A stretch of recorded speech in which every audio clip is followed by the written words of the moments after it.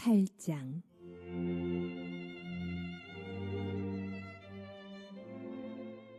수아 사람 빌닷이 대답하여 이르되, 네가 어느 때까지 이런 말을 하겠으며 어느 때까지 내 입의 말이 거센 바람과 같겠는가? 하나님이 어찌 정의를 굽게 하시겠으며 전능하신 이가 어찌 공의를 굽게 하시겠는가? 내 자녀들이 주께 죄를 지었으므로 주께서 그들을 그 죄에 버려두셨나니 내가 만일 하나님을 찾으며 전능하신 이에게 간구하고 또 청결하고 정직하면 반드시 너를 돌보시고 내 의로운 처소를 평안하게 하실 것이라. 내 시작은 미약하였으나 내 나중은 심히 창대하리라. 청하건대 너는 옛 시대 사람에게 물으며 조상들이 터득한 일을 배울지어다. 우리는 어제부터 있었을 뿐이라 우리는 아는 것이 없으며 세상에 있는 날이 그림자와 같으니라. 그들이 내게 가르쳐 이르지 아니하겠느냐? 그 마음에서 나오는 말을 하지 아니하겠느냐? 왕골이 진벌 아닌 데서 크게 자라겠으며 갈대가 물 없는 데서 크게 자라겠느냐? 이런 것은 새순이 돋아 아직 뜯을 때가 되기 전에 다른 풀보다 일찍이 마르느니라. 하나님을 잊어버리는 자의 길은 다 이와 같고 저속한 자의 희망은 무너지리니 그가 믿는 것이 끊어지고 그가 의지하는 것이 거미줄 같은즉 그 집을 의지할지라도 집이 서지 못하고 굳게 붙잡아 주어도 집이 보존되지 못하리라. 그는 햇빛을 받고 물이 올라 그 가지가 동산에 뻗으며 그 뿌리가 돌무더기에 서리어서 돌 가운데로 들어갔을지라도 그곳에서 뽑히면 그 자리도 모르는 채 하고 이르기를 내가 너를 보지 못하였다 하리니 그 길의 기쁨은 이와 같고 그 후에 다른 것이 흙에서 나리라. 하나님은 순전한 사람을 버리지 아니하시고 악한 자를 붙들어 주지 아니하시므로 웃음을 내 입에 즐거운 소리를 내 입술에 채우시리니 너를 미워하는 자는 부끄러움을 당할 것이라. 악인의 장막은 없어지리라. 예, 오늘 이제 욥기서 이제 8장 말씀이죠. 어제 이제 7장까지는 욥의 친구 중에 엘리바스라는 사람이 이제 이야기한 것에 대해서 욥이 이제 하나씩 이제 대답을 하면서 또 하나님께까지 이제 항변을 하는 그런 내용이 보았죠. 그러니까 이제 아무리 좋은 말이라고 하더라도 위로한답시고 이렇게 충고를 해버리면은 그 상황에서 이제 전혀 맞지 않는 그런 말이 되는데 계속되는 오늘 8장 말씀에는 이제 다른 친구가 어제 이제 하나님께 대해서까지 서운함을 막 이야기를 하니까 참지 못하고는 또 이제 다른 식의 이제 충고를 하는 그런 내용입니다. 바로 빌닷이라는 사람이죠. 1절, 2절 한번 읽어보겠습니다. 1절, 2절 시작. 수아 사람 빌닷이 대답하여 이르되 내가 어느 때까지 이런 말을 하겠으며 어느 때까지 내 입의 말이 거센 바람과 같겠느냐. 거센 바람과 같다 이러면서 강하게 비난을 하죠. 거센 바람과 같다.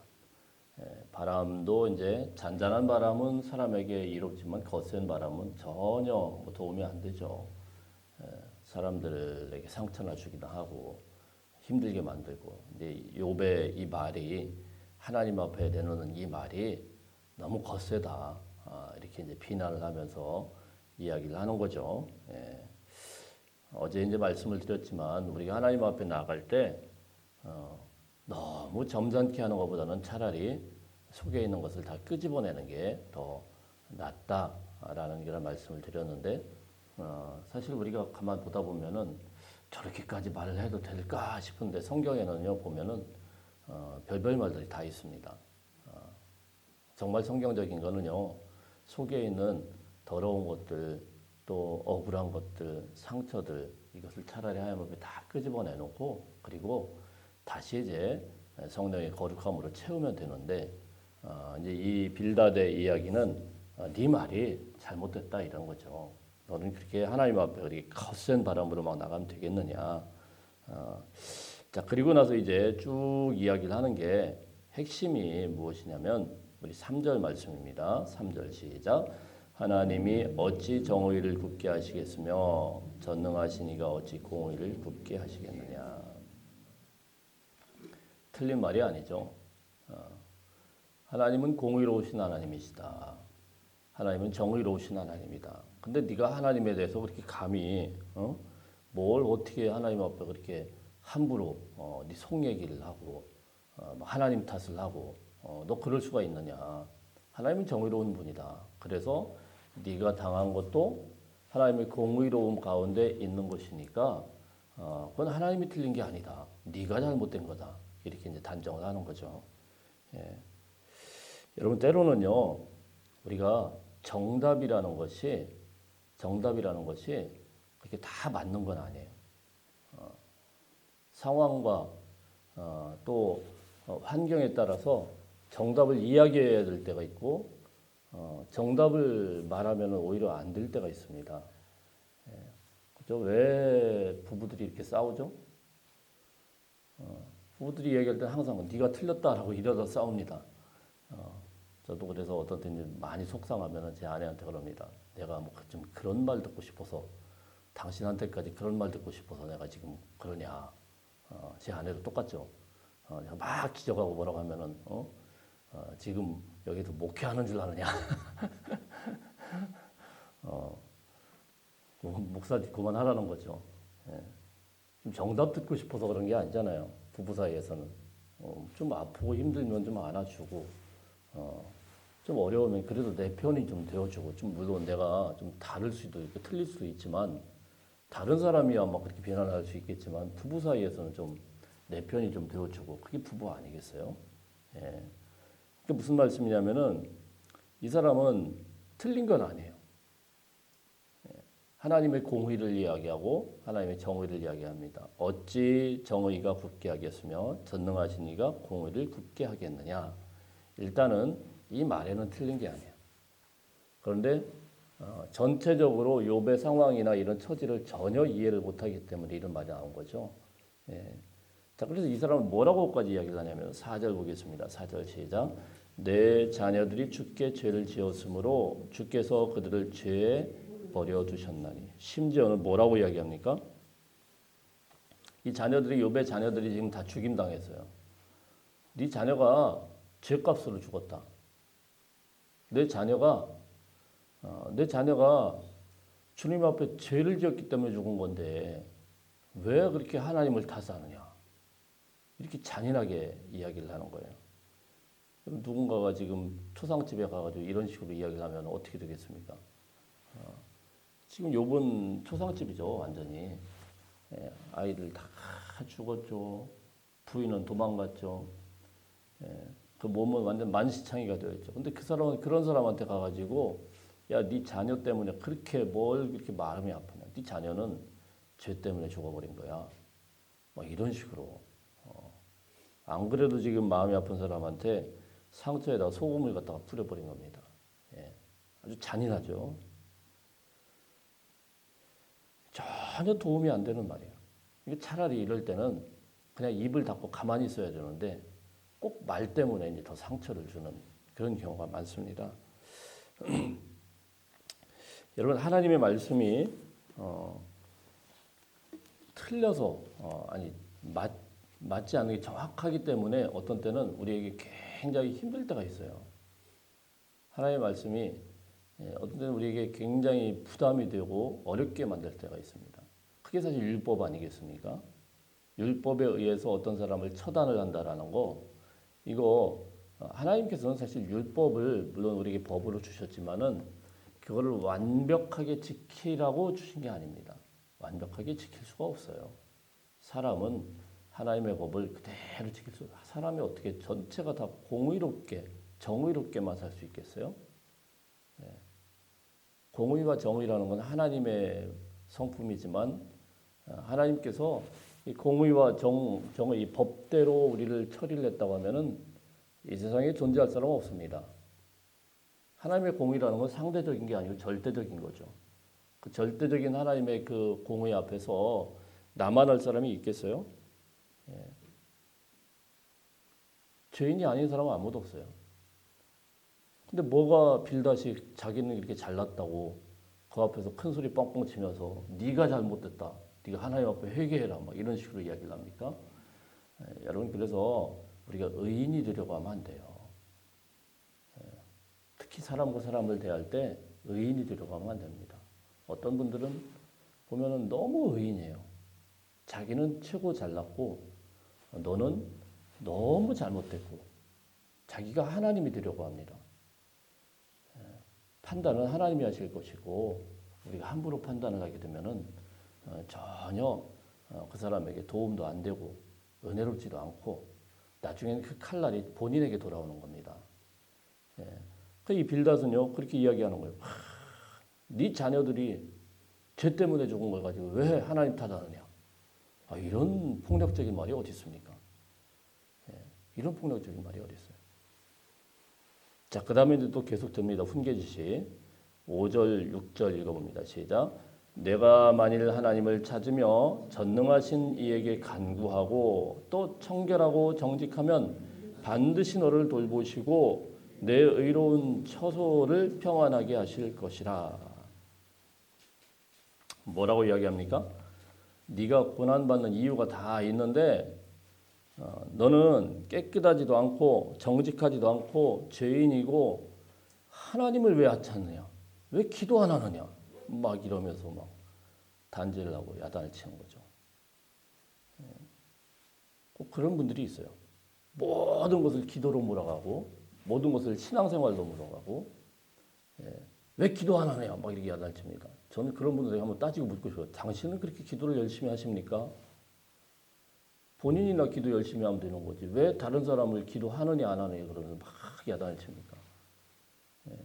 물론 너무 심하면은 기도 좀 하십시다 이럴 수는 있겠지만 이런 상황 가운데서 네가 하나님을 찾으며 하나님 앞에 간구하고 네가 정직하면은 하나님은 반드시 돌보실 텐데 왜 기도를 제대로 안 하는 거냐?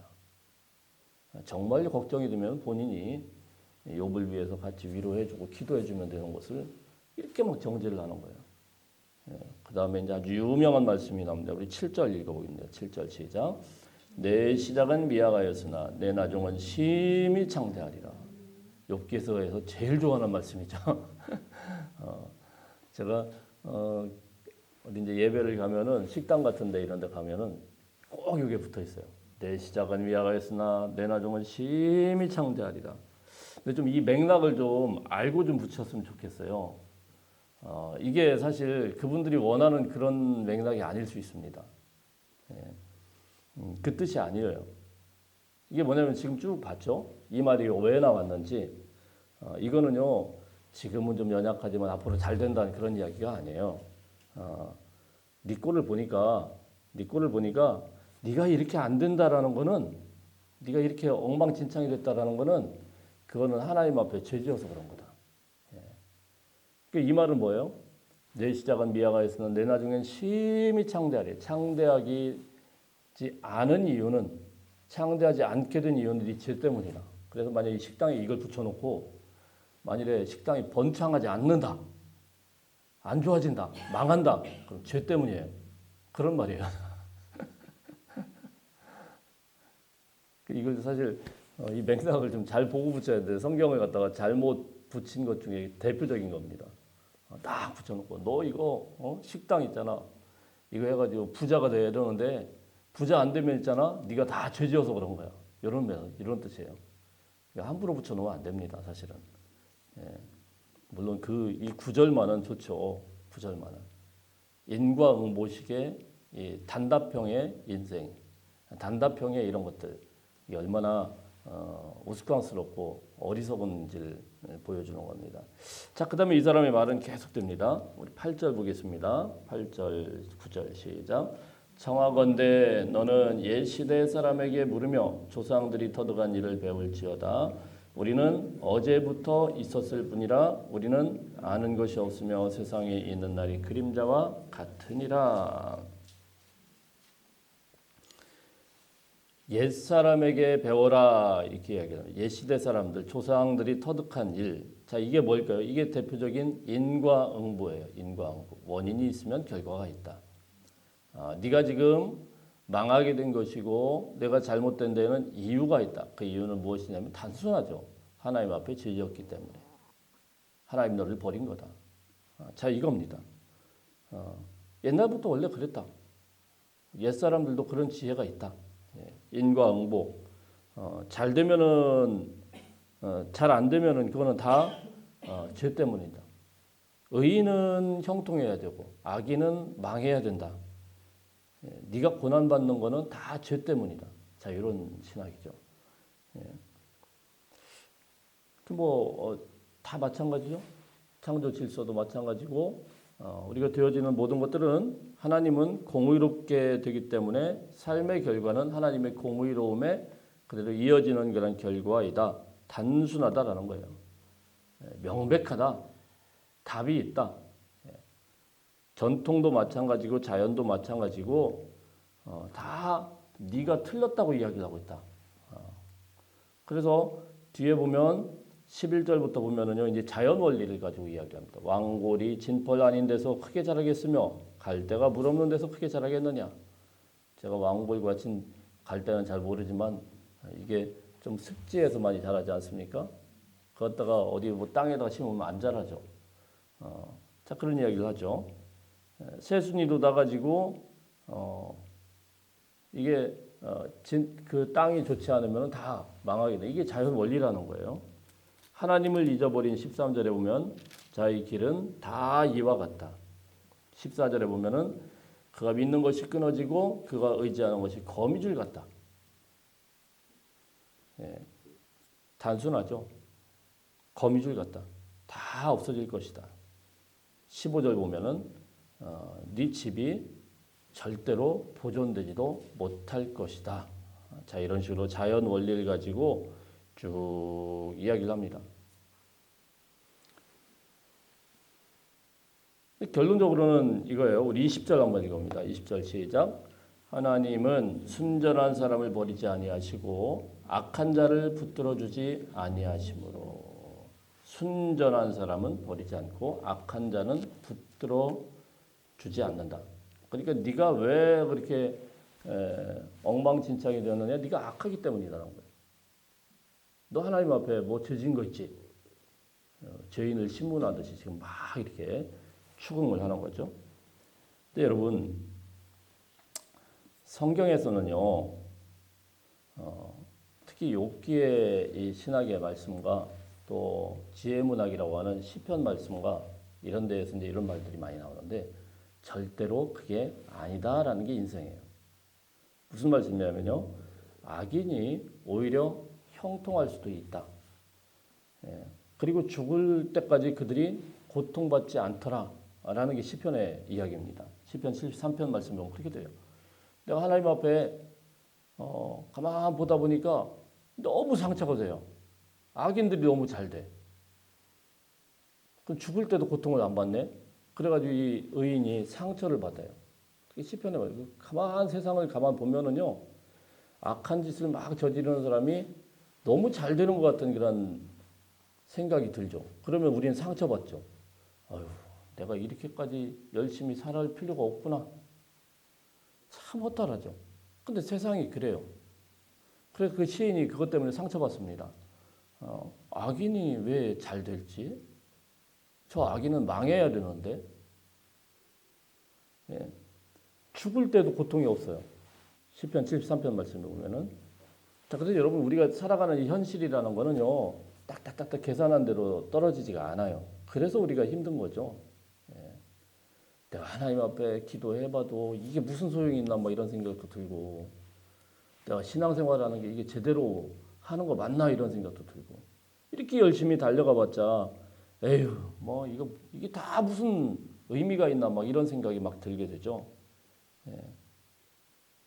그리고 욥기의 신학은 그걸 이야기하는 거예요. 여러분, 욥이 진짜 죄를 지어서 그런 벌을 받은 게 아니죠. 사실은 욥은 욥기에서 1장 말씀해 보면은 욥은 전혀 그렇지 않았어요. 욥은 동방의 의인이었습니다. 동방의 의인이었어요. 하나님 앞에 흠이 없는 사람이었어요. 제일 정직한 사람이었어요. 그런데 그 인생이 망가집니다.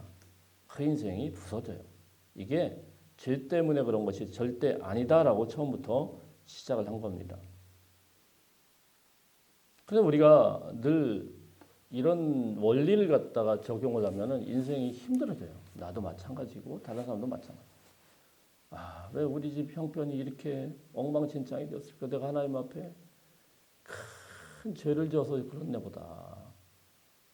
내가 옛날에부터 이렇게 기도 생활도 열심히 해야 되고 말씀도 열심히 봐야 되고 기도도 열심히 해야 되는데 그거 안 해가지고 하나님이 벌 주나 보다. 이러면 피곤해집니다. 너무 거기에 집착할 필요 없어요. 그게 중요한 게 아니에요. 그거보다 정말 악하게 그냥 뭐 이상하게 뭐 살아가는데도 잘 되는 사람들이 있어요. 어떻게 저 사람은 저렇게 잘 될까? 그거 관심 가질 필요 없어요. 그 관심 갖다 보면 상처받습니다. 꼭 그런 분들 많아요.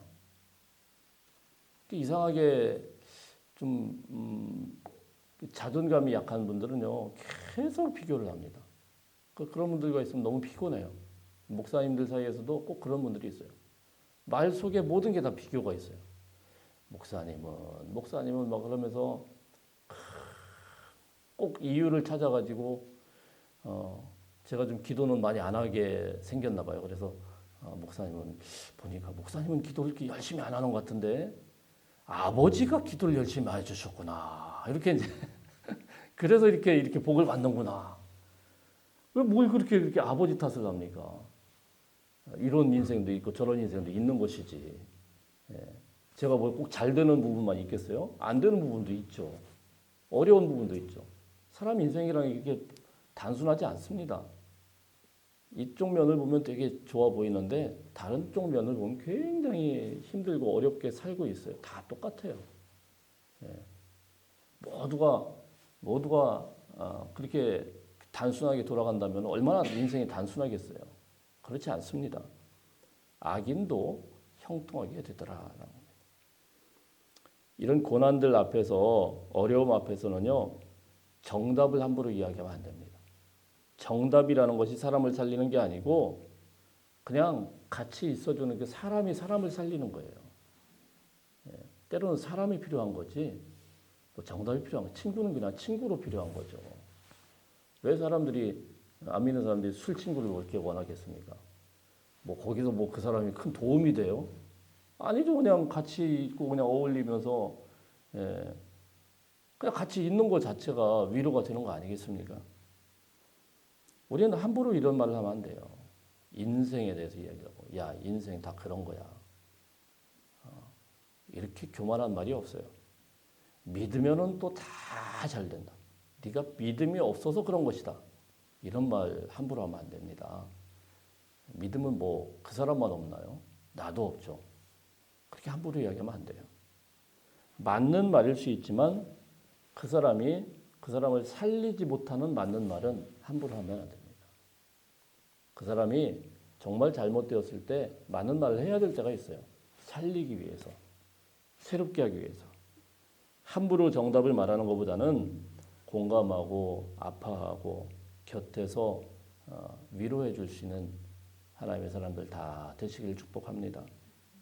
여러분 예수님은 한번 생각해 보세요. 예수님이 이 땅에 오셔가지고 계속 죄를 지적하고 다녔다고 한번 생각해 보세요. 예수님 만날 때마다 야 이놈아 예수님이 얼마나 잘 알아요?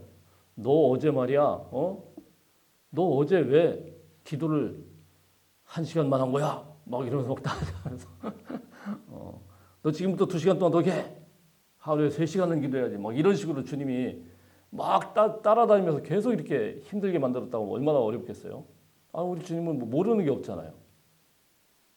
사람들이야 적당히 야 네가 뭘 안다고 이렇게 하지만 예수님은 다 알잖아요. 너 왜 어제 가가지고 말씀을 제대로 안 읽었어? 막 이런 식으로 막 따지고 막 이야기한다고 생각해 보세요. 못 살아남습니다. 주님은요 한 번도 그런 적이 없어요. 어떻게 했습니까? 죄인들의 친구가 되셨고 세리와 창기와 함께 하셨고 가늠한 여인에게도 정죄하지 않으시고 그냥 용서했습니다. 주님은 죄를 정죄하지 않으시고 죄인을 품어주셨어요. 결국은 어떻게 하셨나요? 그 모든 죄를 짊어지고 십자가를 지셔서 우리의 구주가 되어주신 것입니다.